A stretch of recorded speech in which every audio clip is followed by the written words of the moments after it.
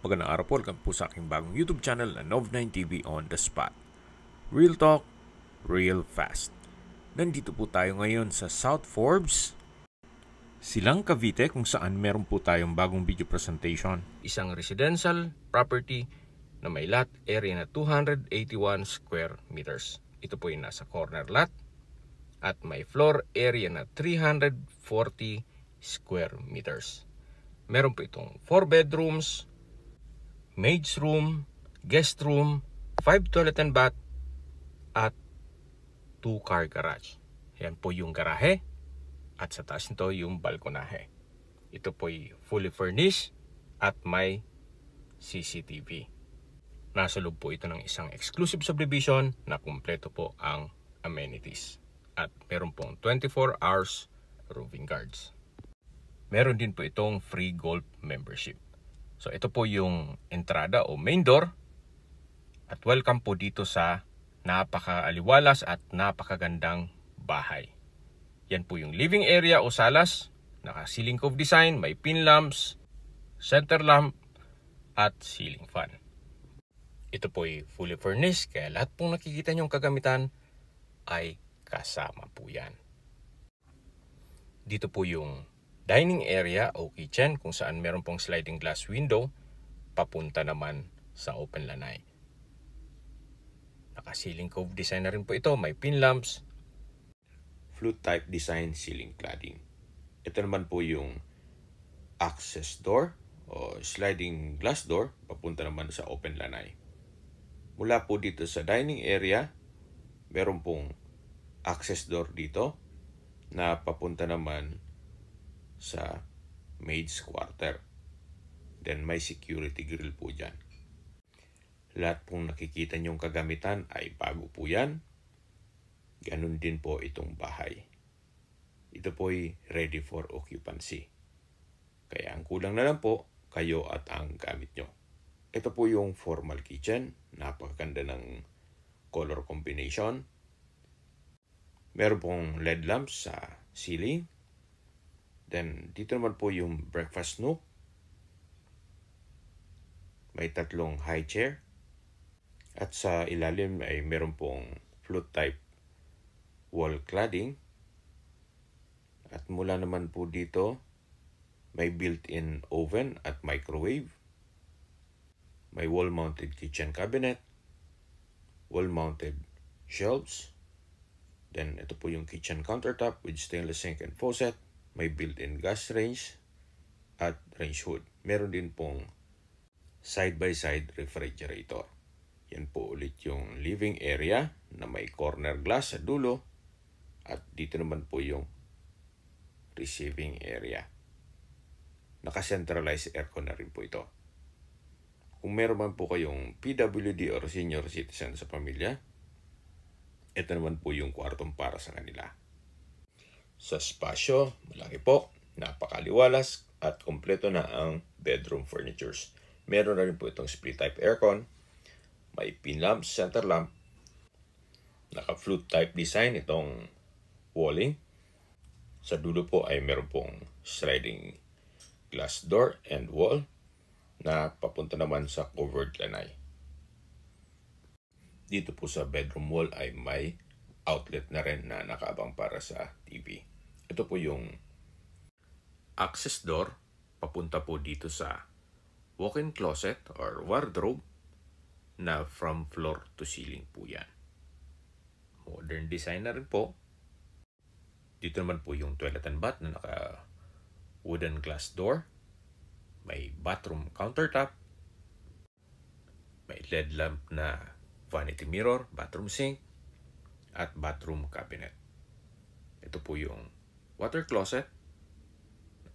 At dito naman yung shower enclosure. High-tech po ang shower nito. Automatic or push button.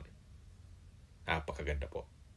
So, hindi po tinipid ni owner ang mga kagamitan dito sa toilet and bath. Napakaganda po. Meron din po itong bathroom window.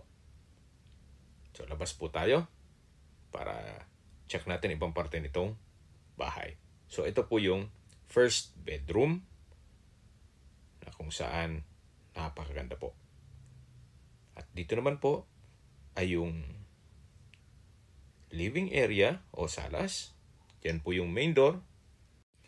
Dito naman po yung powder room o understairs powder room, kung saan napakaganda rin po ng bathroom fixtures.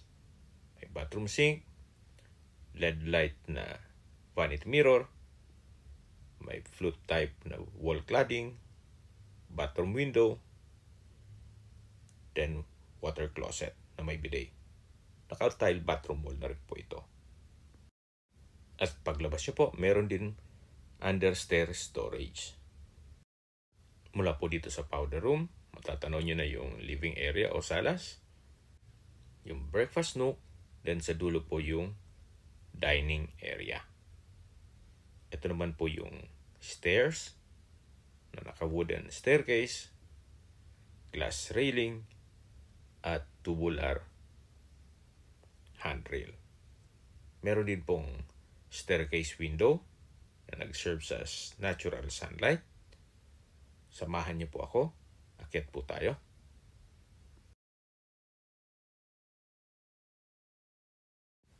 Nandito na po tayo sa second floor, na kung saan ito po yung hallway. Meron pong human size work of art. Napakaganda po. At ito po yung family area. Naka-glass wall and door. Napakalaki po ng espasyo nito. Kompleto na rin po ang furnishings dito. Naka-flute type na wall. Then, ito pong ceiling ay may ceiling fan, may pin lamps, tile flooring, then may centralized aircon. At check po muna natin itong first bedroom. Napakalaki po ng espasyo. Then meron pong modern design na wardrobe. From floor to ceiling po yan. Napakalaki po. Sa espasyo naman, napakalaki po. Meron po itong mga sliding glass window. May split type aircon, naka-ceiling cove design, may center lamp, may pin lamp, at kompleto na rin po ang bedroom furnitures. Naka-tile flooring na rin po ito. Meron rin pong mga outlet sa gilid nito at may sariling toilet and bath. Ito po sa toilet and bath may bathroom countertop, bathroom sink, bathroom cabinet, then vanity mirror. May water closet with bidet, shower enclosure, then naka-tile bathroom wall with bathroom window. So ganun din po, may overhead shower at automatic din po ito or push button. May towel rack din po dito. So tunghayin nyo po ulit itong first bedroom dito sa second floor na napakaaliwalas. So lalabas po tayo. Mula po dito sa first bedroom, ito ulit yung family area. Ito pong family area ay napakalawak. At lilipat po tayo dito sa second bedroom. So kompleto din po ang bedroom furnitures. May window type aircon, may pin lamps, center lamp, naka-tile flooring, may mga outlet na rin, at may sariling toilet and bath.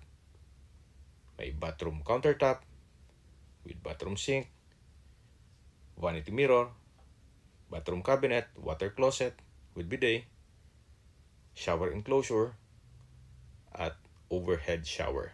So ganun din po. Ito po'y automatic o push button na rin.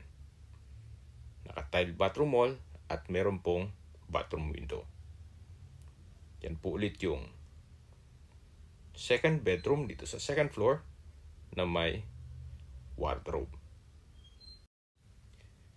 Balikan po ulit natin itong family area na napakaganda, napakaliwalas. Then, na-maximize pa po ang space. Meron pa pong stock room dito na kung saan sakto lang ang spasyo nito.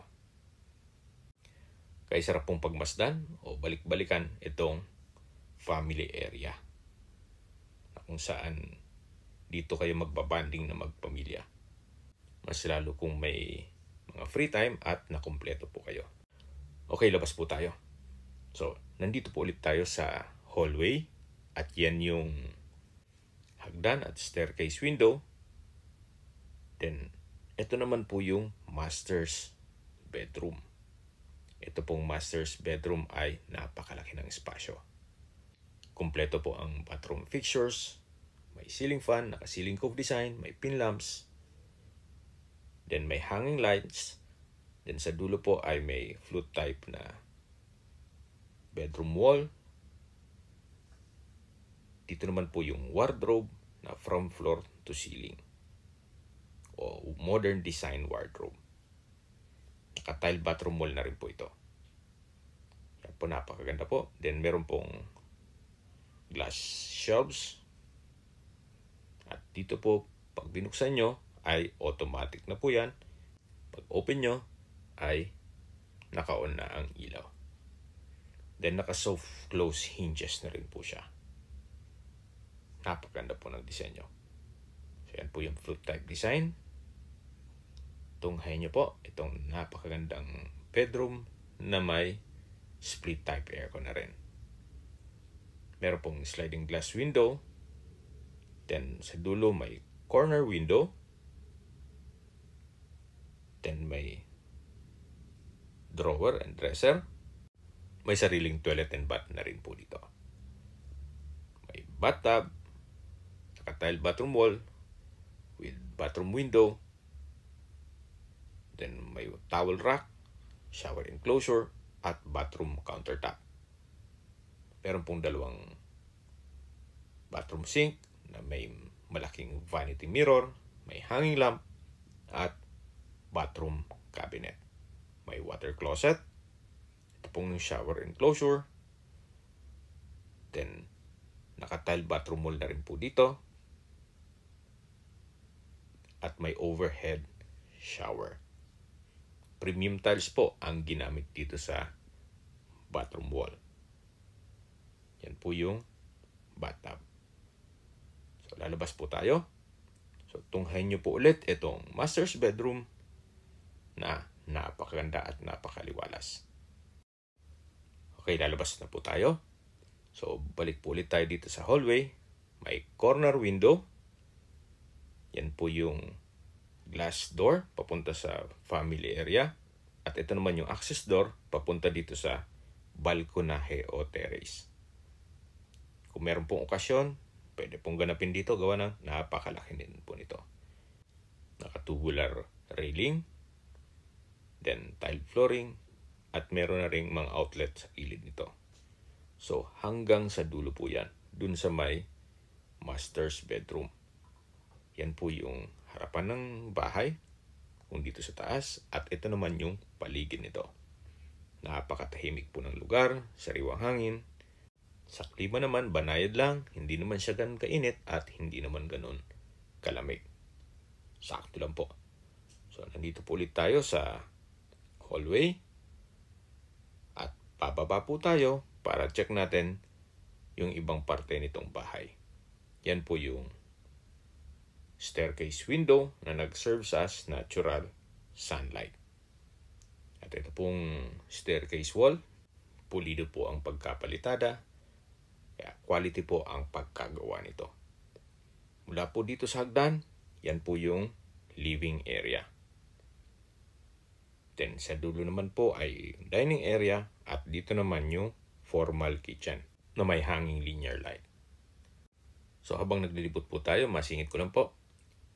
Kung sakali man po na ma-acquire nyo ito, meron na pong free gold membership. Sa loob po ito ng isang exclusive subdivision na 24 hours po ang security. Kaya safe na safe po kayo dito. Ito po yung maid's room, nakalock po kaya hindi natin mabuksan.